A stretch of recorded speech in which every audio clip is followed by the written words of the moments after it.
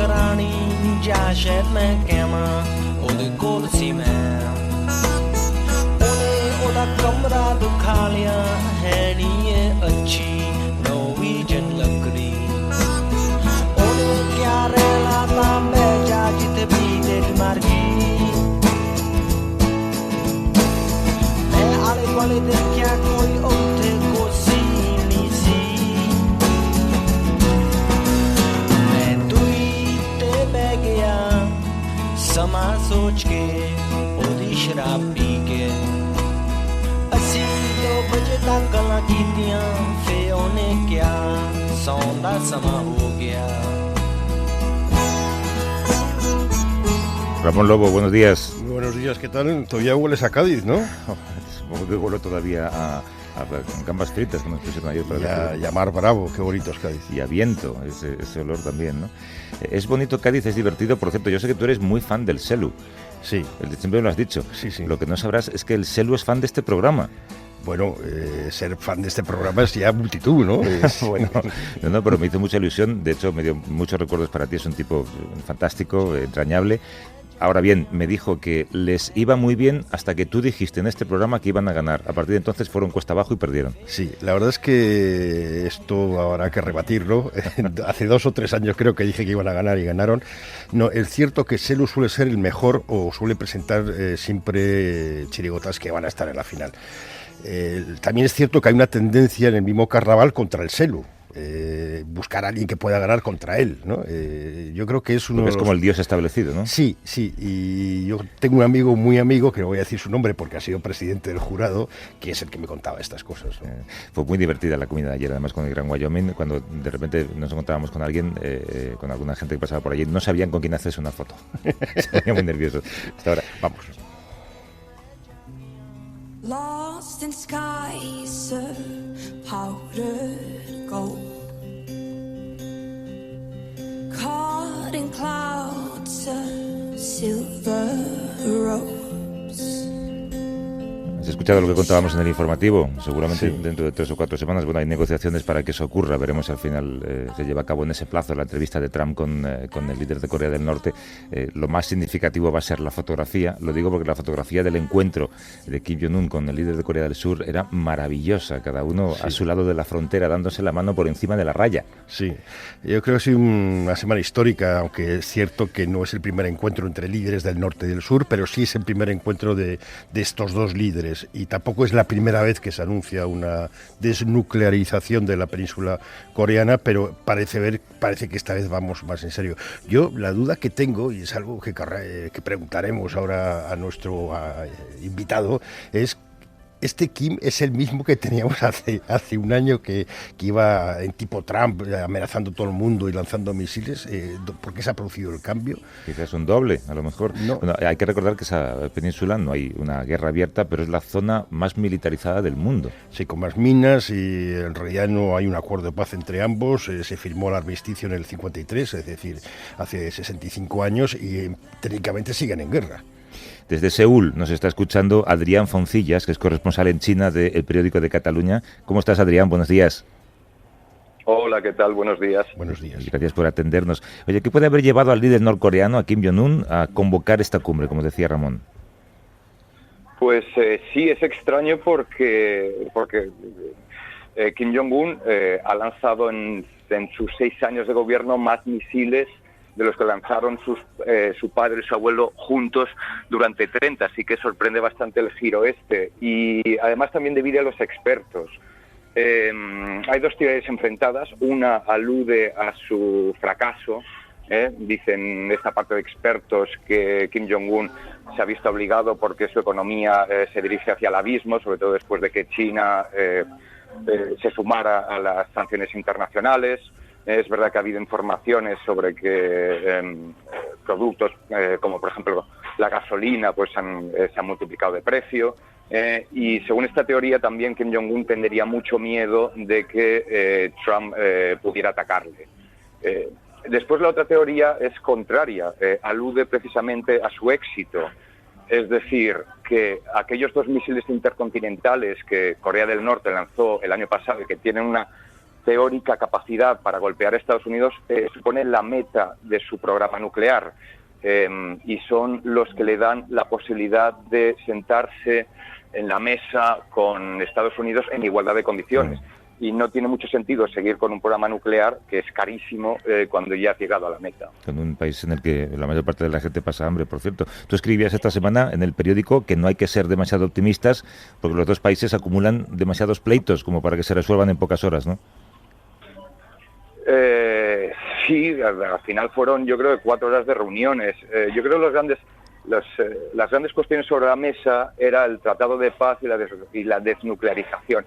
El Tratado de Paz tiene únicamente problemas técnicos, y es que necesita ser firmado por todos los contendientes de la guerra, con lo cual necesitará la firma de China y Estados Unidos, y ya se han comprometido a pedirla y antes del final de año pues firmar el Tratado de la Paz. Yo creo que el nudo gordiano aquí es la desnuclearización. En principio están todos de acuerdo, lo que pasa es que tenemos un problema de interpretaciones, porque Estados Unidos y Corea del Sur lo pretenden completo y verificable, y Corea del Norte lo ofrece a plazos. ¿Qué debería pasar para que Corea del Norte realmente llevara a cabo esa desnuclearización? Pues que tuviera garantías de seguridad. Y las va a tener, bueno, o por lo menos va a sentir que las tiene. Yo soy absolutamente pesimista sobre ello, porque el problema es Libia.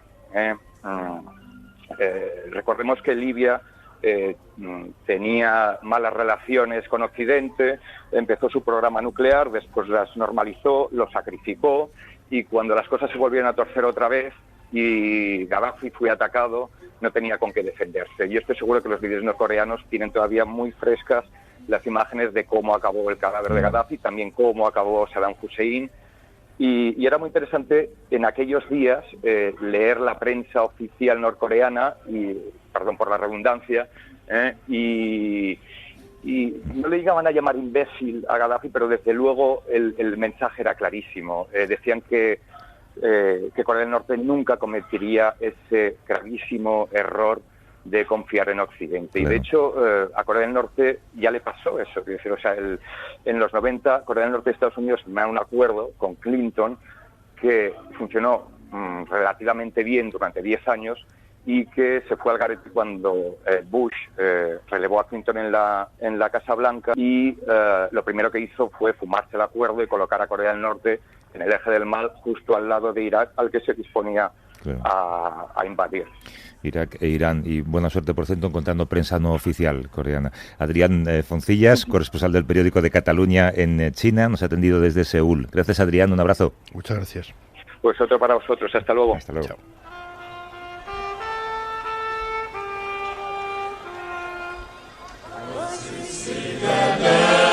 Viajamos a 1994, se cumplen 24 años de las primeras elecciones sudafricanas con sufragio universal, en las que la población negra pudo acudir a las urnas. Nelson Mandela ganó aquellos comicios que fueron el final del apartheid, Ramón.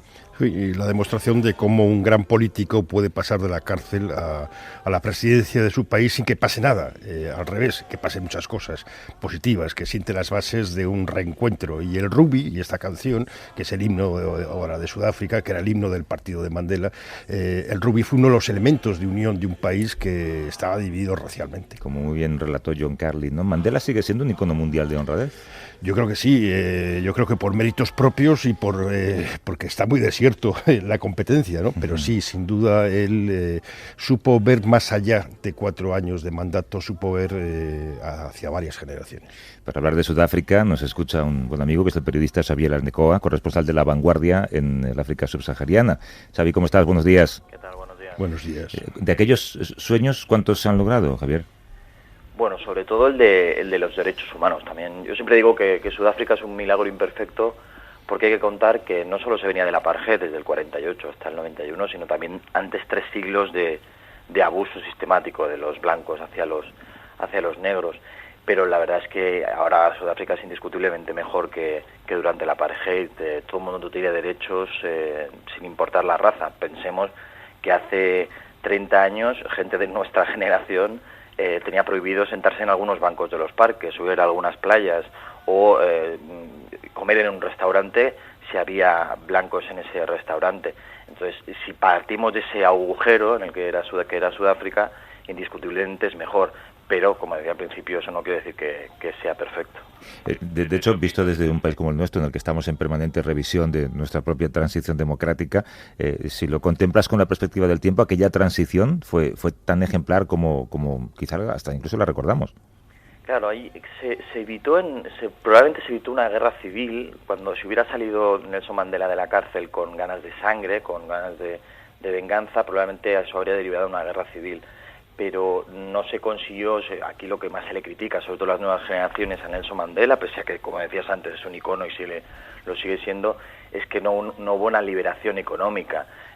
La riqueza sigue estando en manos de unos pocos, y sobre todo de unos pocos normalmente con piel blanca. ¿Qué tal es el nuevo presidente? Porque Mbeki fue un bajón respecto a Mandela y Zuma otro bajón. ¿Qué tal es el nuevo? Ahí decía, se parte de muy abajo, ¿no? Al comparar a Mandela con los otros, pues con Ramaphosa lo que le pasa es que Zuma lo ha hecho tan terriblemente mal, ha sido tan corrupto, tan sinvergüenza en algunos casos, que todo el mundo tiene esperanzas. Ramaphosa es un tipo que fue sindicalista, uno de los grandes sindicalistas, es uno de los hombres ahora más ricos del mundo, se ha pasado al otro lado, pero en el mercado, en los mercados internacionales sí que se confía en él y quiere hacer una lucha por la economía. Su principal bandera es crear empleo y luchar con esa corrupción. Le ha dado poco tiempo y lo que su principal reto va a ser unir al partido. El partido ahora mismo está roto, está temblando porque hay unas elecciones el año que viene y no sabe si van a perder esa mayoría que han tenido de largo desde hace, pues desde el inicio, los 24 años de la democracia. Pero parece un tipo más serio, pero es que claro, no es muy difícil con Zuma, un tipo que se gasta más de 20 millones en su casa particular, en una aldea en KwaZulu-Natal, y dice que lo hace por seguridad de Estado. Eso me suena, por cierto. Nos fijamos demasiado quizá en la relación entre la población blanca y negra y nos olvidamos de los problemas del país. ¿Es un país también marcado por la desigualdad económica que tenga que ver relación con la raza? Sí, aún sí. Claro, se está mejorando, pero por ejemplo una casa donde viven negros gana 6 veces menos que una en la que viven blancos aún hoy, o la pobreza entre los niños negros pues es como 10 veces más que la de los niños blancos, ¿no? O sea, sí que ves esa diferencia en los números, pero después en la calle también una riqueza. Yo no he visto una riqueza tan brutal como en algunas calles de Johannesburgo, prácticamente al lado digo porque es al otro lado de la calle, un chabolismo mísero, y eso sí que lo ves.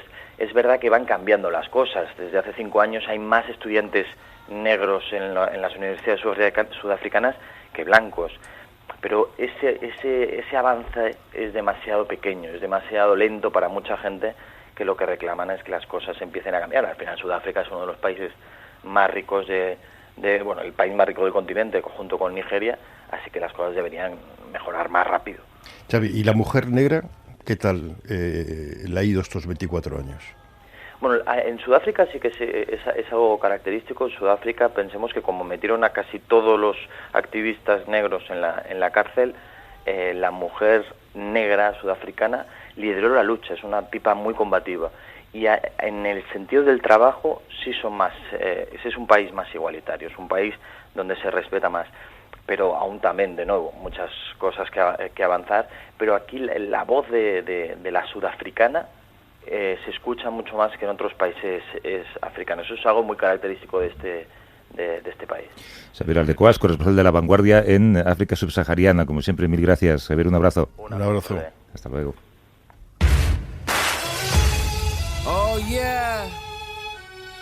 Oh yeah, I'm looking for some people who's looking for peace. Maybe together we could make the war cease. Now we can send mankind to the moon. Para buscar paz hay que coser algunas heridas. El otro día estuvimos, Ramón, para un reportaje en la prisión de Guadalajara y sabes que estuvieron allí, está cerrada la prisión hace años, estuvieron allí Vera y Barrio Nuevo, sí, cumpliendo su condena, iba a decir en unas celdas, pero era más bien como un adosado, tenían su propio patio y en el patio pintaron un Guernica.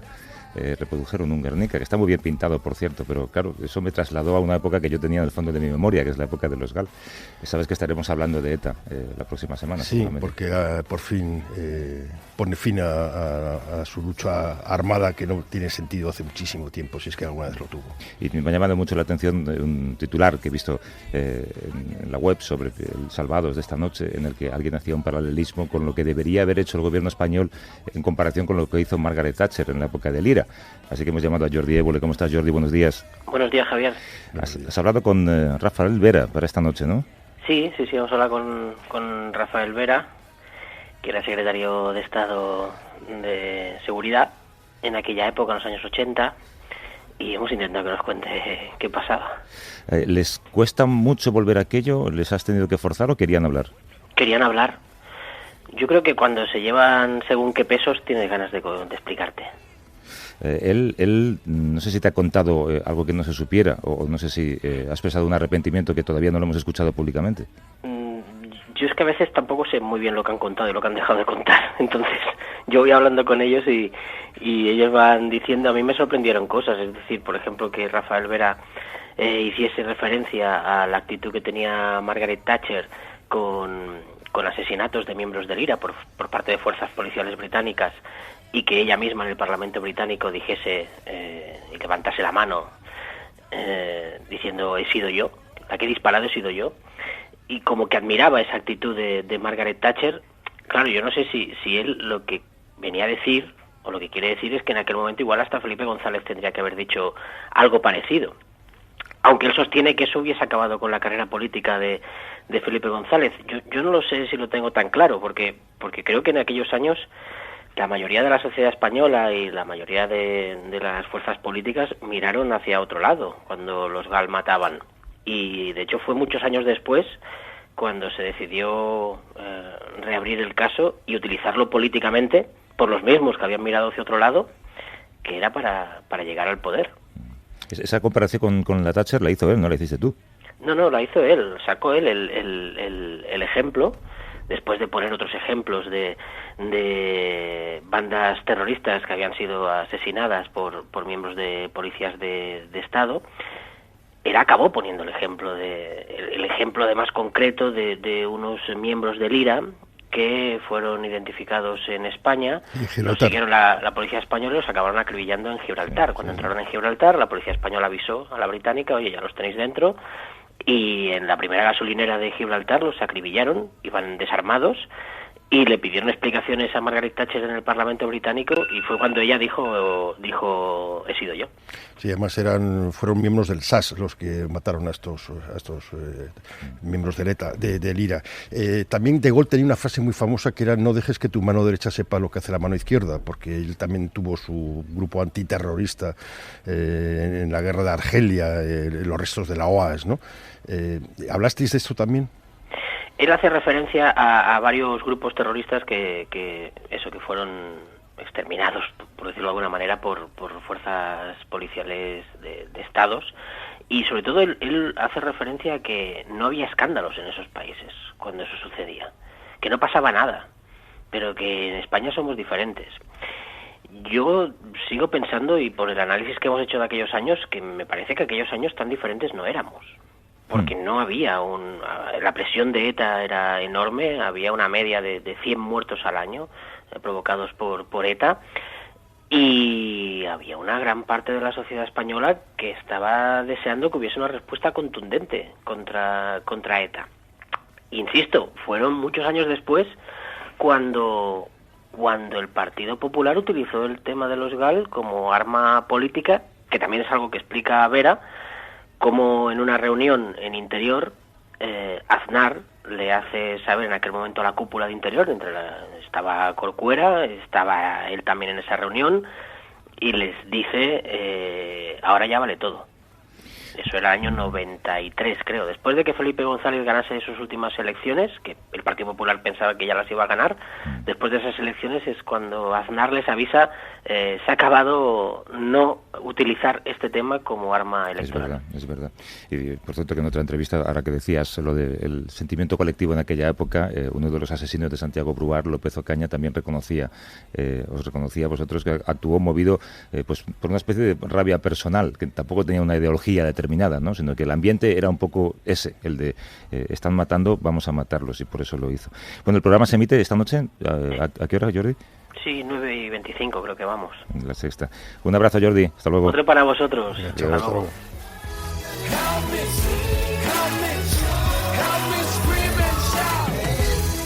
Pues eso, la semana que viene más. Hasta luego, Ramón. Chao, un abrazo.